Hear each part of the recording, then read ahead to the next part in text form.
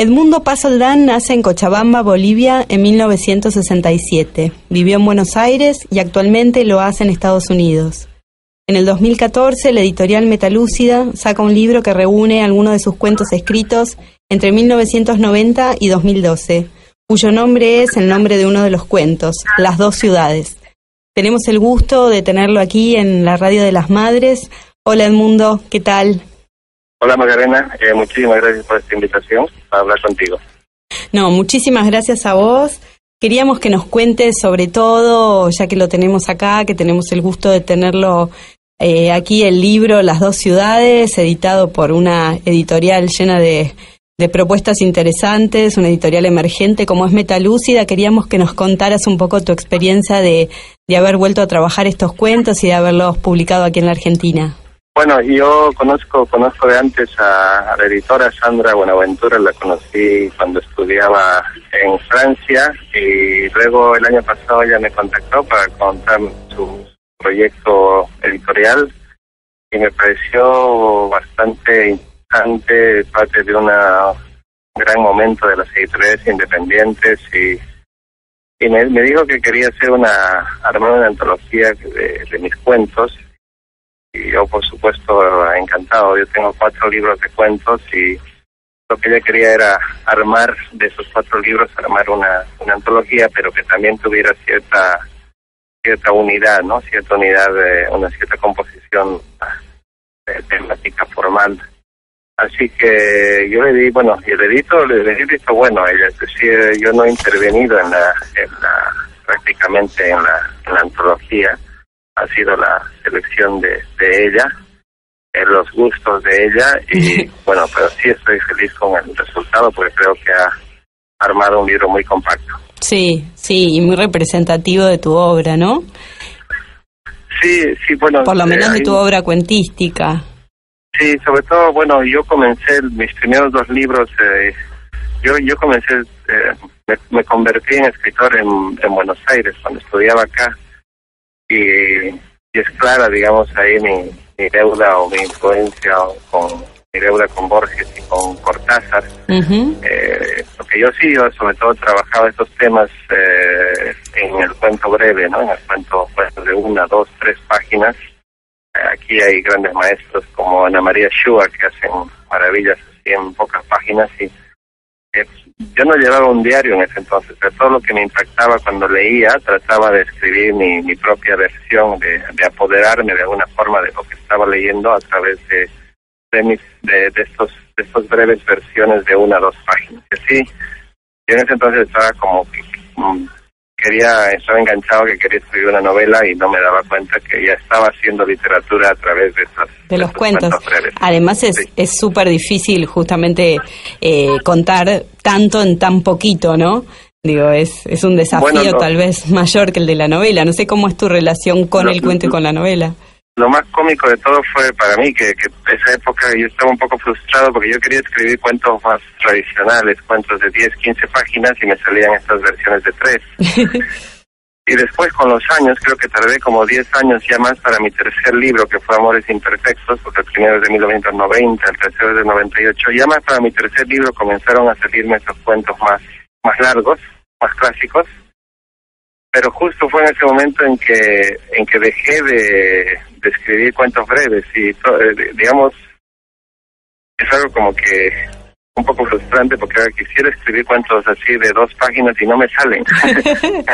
He perdido la capacidad de concisión, será porque me puse a trabajar sobre todo más de género novela. Claro, o porque sobrepensás las historias tal vez. La verdad tengo una idea, comienzo a expandirla y me termina saliendo de 7, 8, 9, 10 páginas. Claro. Bueno, a mí me interesa mucho hablar de las influencias y leyendo y buscando entrevistas anteriores tuyas. Me encontré con una sentencia que me pareció muy interesante acerca de Roberto Bolaño, que decías que había un antes y un después de Bolaño, ¿no? ¿Qué es lo que significa esto? ¿A qué te referís con esto? Bueno, en el caso, hay diversas formas de entender esto. En el caso, digamos, más de las influencias, en el caso más concreto de la influencia en la escritura, creo que es un escritor que con esa su mirada tan romántica a la literatura romántica, entre comillas, romántica maldita, sí, es culpable de haber despertado en muchos adolescentes la vocación literaria, ¿no? El deseo de querer escribir, de querer entregarse a la literatura, usar la literatura como una forma de enfrentarse con el abismo, como decía él, ¿no? Con todo lo que nos rodea.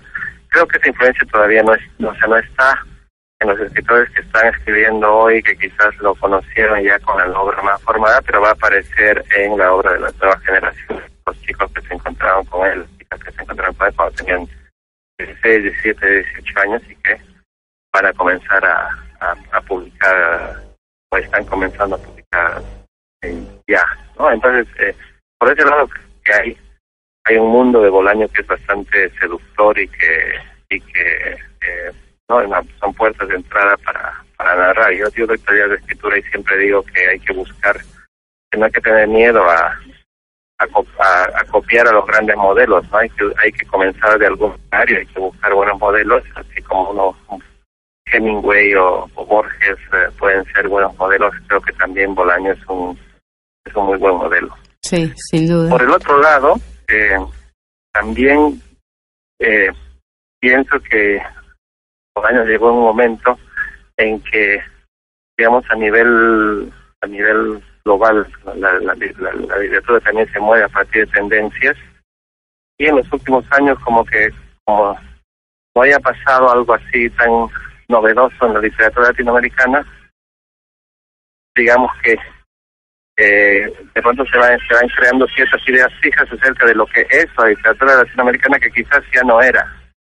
Entonces ha ocurrido que con Bolaño, el boom que provocó Bolaño hizo que muchos editores comenzaran a redescubrir a la literatura latinoamericana, ¿no? Y de pronto vieron que habían cambiado muchas cosas, que de pronto había autores como Guadalupe Nettel, o como Alejandro Zambra, o como Yossi Avilio, o como Juan Gabriel Vázquez, ¿no? Como todo un mundo de autores y casi como 2 o 3 generaciones a la vez que de pronto están siendo descubiertas y están comenzando a circular en traducción a otras lenguas, ¿no? Desde Sergio Fitol hasta escritores de la nueva generación, y creo que parte de eso se debe al interés que volvió a despertar Bolaño en la literatura latinoamericana.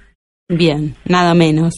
Me mencionás la docencia y te quería preguntar qué aportó y qué aporta la docencia a tu obra, a la hora de escribir. Bueno, es un poco esquizofrénico porque, por ejemplo, la anterior semana estaba enseñando Pedro Páramo, y una cosa es leer Pedro Páramo para enseñar ese libro, otra cosa es leerlo para simplemente disfrutarlo como lector, y otra cosa para leerlo tratando de ver como escritor qué puedes aprender o qué te puedes robar de ese libro. Y al comienzo eso me producía como cortocircuitos, y ahora me sale, digamos, tengo un diálogo más natural. Creo que la docencia me ha enseñado a tener un diálogo constante con la tradición, ¿no? El problema de hoy es que muchas veces uno está muy pendiente a las novedades, está leyendo muchos autores contemporáneos y descuida el diálogo con los clásicos. Lo que hace la docencia es que te permite estar siempre pendiente de la tradición, ¿no? En los cursos que yo enseño trato de tener un largo recorrido, digamos, cubrir en un curso que cubre desde el modernismo hasta García Márquez, por ejemplo. Entonces eso siempre me permite volver a las fuentes. Y también tengo otros cursos que me permiten volver al siglo XIX, ver qué pasa con la literatura colonial, ver que no hemos descubierto la pólvora, que la pólvora fue descubierta hace mucho tiempo, y por suerte, ¿no? El edificio de la literatura en español es muy sólido, y lo que hay que hacer es seguir ayudando a construir ese edificio. Uy, qué bueno eso.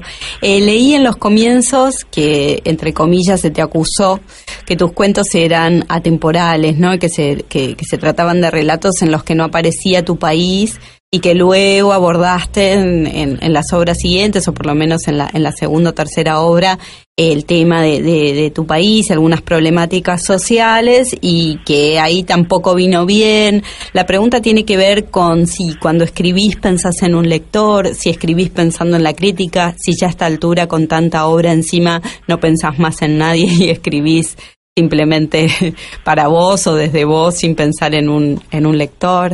Obviamente el primer lector es uno, y uno tiene que ser exigente, pero yo mentiría que si dijera que solo escribo para mí. Sí me cuesta ubicarme en un público, pensar en un público abstracto. Me es más fácil pensar en 3 o 4 personas que respeto mucho y que son amigos, pero amigas también, pero que son muy exigentes, y que yo espero que no me dejen publicar nada que no sientan ellos que tenga un buen nivel, aunque obviamente la responsabilidad final es mía, ¿no?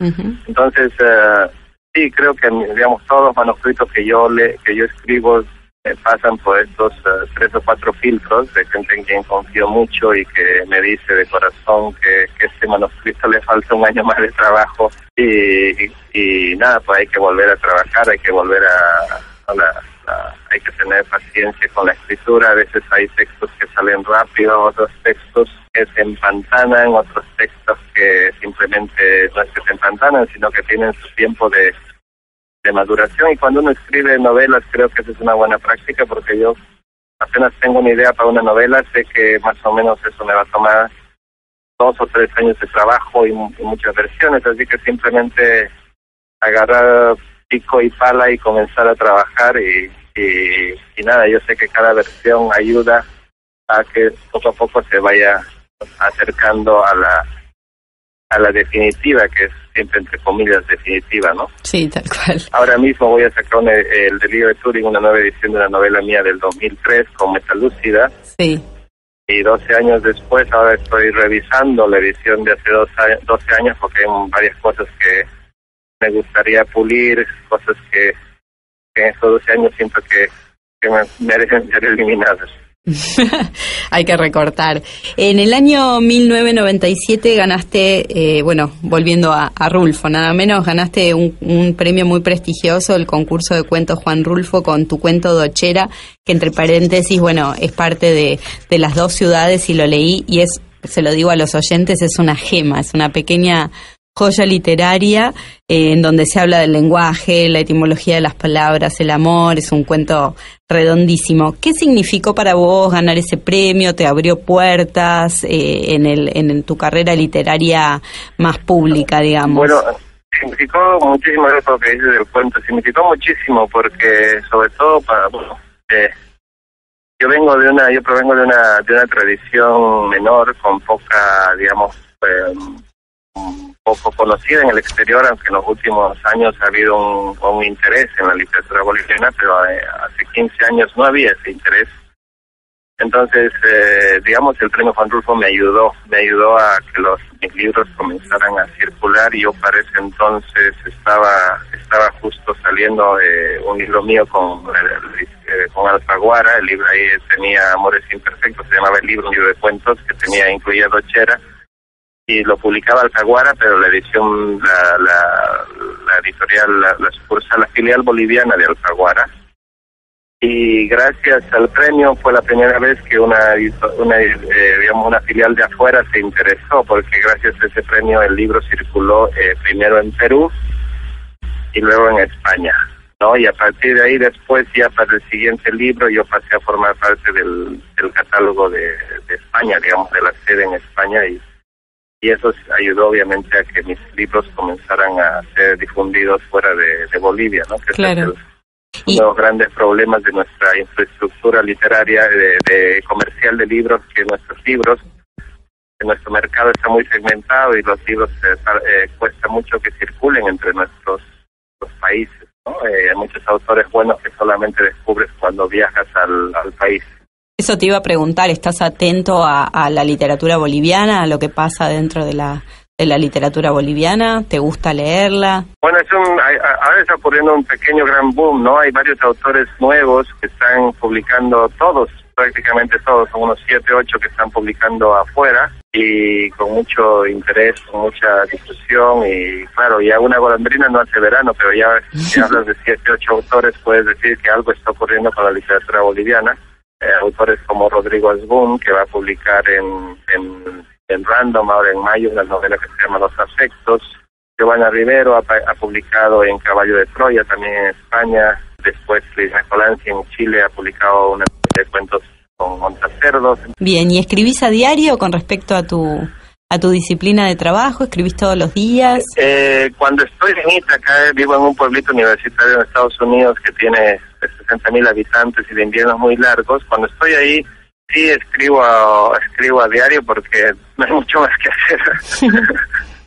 Ahora, bueno, desde que estoy en Buenos Aires, hace una semana que no he escrito una línea, escribo correos electrónicos muy bonitos.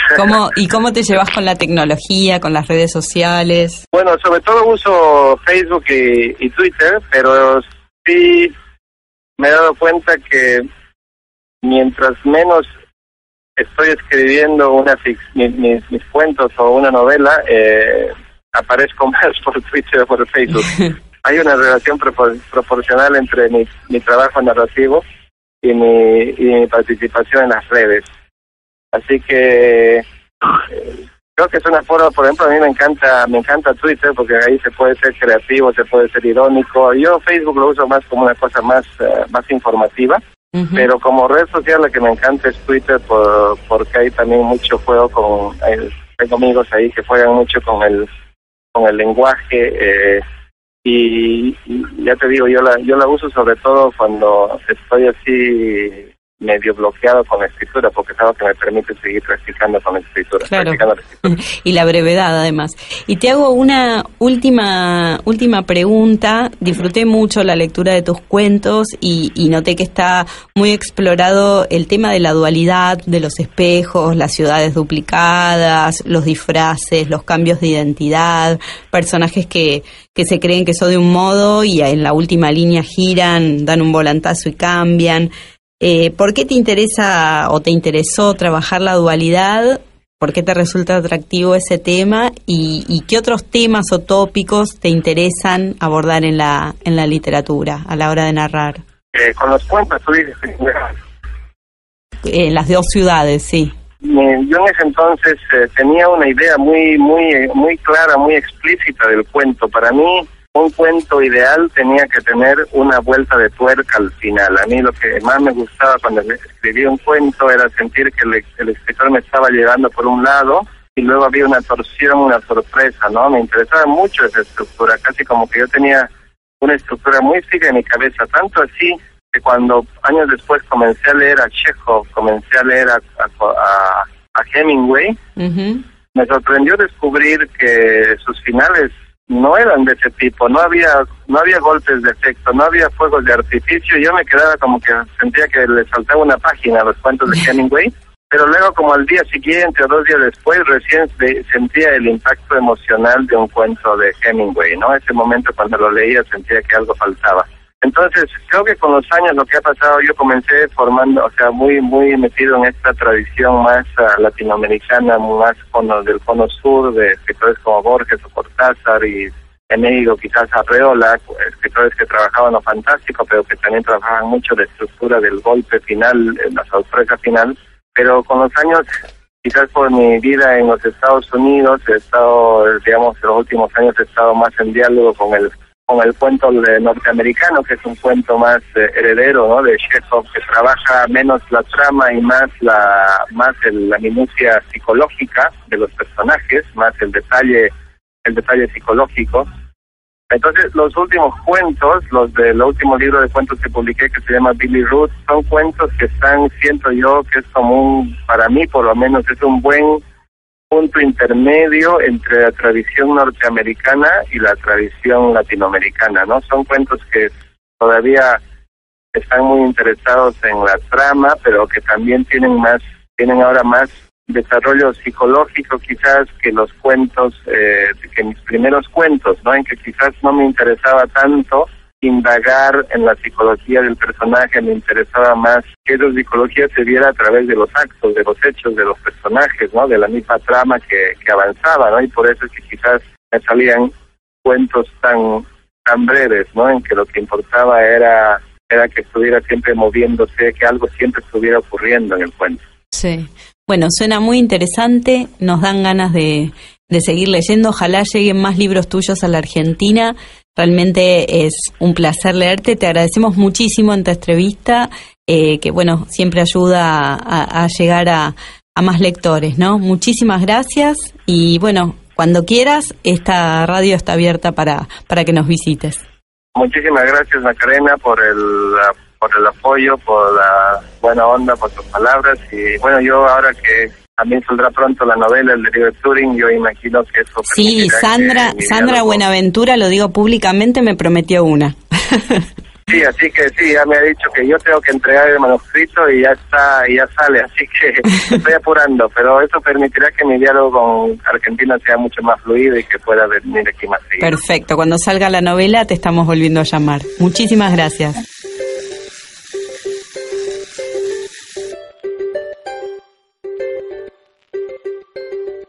Recién hablamos con Edmundo Pasoldán, vamos a leer uno de sus cuentos que forma parte del libro Las dos ciudades.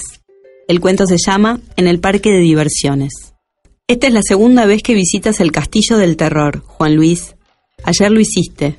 Por primera vez caminaste por esos pasillos en que la luz no es, y se cruzaron frente a ti fantasmas y rostros sin cuerpo. Y viste un cementerio desbordado de murciélagos y luego esqueletos fosforescentes a ambos lados del camino. Atravesaste un puentecito que al bambolearse sin freno por algunos minutos, te extrajo desesperados gritos de angustia. Antes de salir vino lo peor, el encuentro con la espectral bruja que te sofocó en su abrazo y que luego, al mirar tu rostro despavorido, invocó al espíritu de las tinieblas y te lanzó una maldición. Dijo que hoy, a las 12 de la noche, te devorarían los cuervos a picotazos. Pero hoy vas a quebrar el maleficio, Juan Luis. Tus padres, que te esperan afuera, no han visto que entre los pliegues de tu ropa escondiste un afilado cuchillo de cocina y ahora, concentrado en lo que harás cuando aparezca ella, eres inmune al terror de los gritos y los espectros y las tumbas que a cada instante abandonan las calaveras. Caminas a paso firme mirando solo al frente, empuñando el cuchillo con ambas manos. Cruzas el puentecito tambaleante y ya está. Si se repite lo de ayer, ella te espera en el próximo recodo. Te persignas. Allí está la bruja, fulgurando en la oscuridad. Su carcajada maligna te alcanza, y por un momento vacilas. Pero ella ya está junto a ti, su rostro de horror perfecto, casi tocando el tuyo, y sus brazos te encierran, y es entonces cuando le hundes el cuchillo. Su rostro no cambia de gestos, sus brazos te sueltan. La carcajada se transforma en una exclamación de sorpresa y dolor, que va a confundirse con las demás exclamaciones que pueblan el castillo del terror. Con tu cuchillo incrustado, a la altura del estómago, cae al suelo. Cuando sales del castillo, sientes el alivio de liberarte al fin de la oscuridad. Tus padres te están esperando y al verte tu madre comienza a gritar: «¡Hijo! Estás todo manchado de sangre». Y tú corres hacia ella y la abrazas, y con el rostro en su regazo, comienzas a llorar.